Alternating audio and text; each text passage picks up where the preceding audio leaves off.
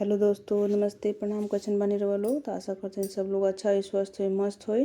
तो चलिए रहो सबने के बीच में एगो सहाना गीत लेके आयल बनी जौन उपटन लागेला उहे गाना है। तो गाना सुने में लोगिन और अपन प्यार दुलार आशीर्वाद दल मत भुलाएम लोगिन, और कमेंट बॉक्स में जरूर बताएम लोगिन कि ई गाना रोन के कैसन लागल। तो चलिए रहो सबने के बीच में हम एगो उपटन लगावे के ही गाना है सुनाया जाता है।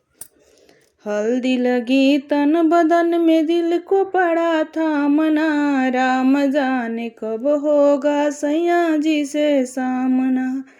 हल्दी लगी तन बदन में दिल को पड़ा था मना, राम जाने कब होगा सैया जी से सामना।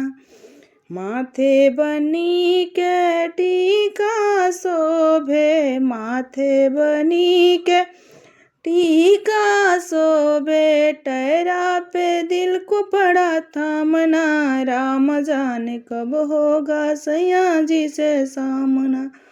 राम जाने कब होगा सैया जी से सामना।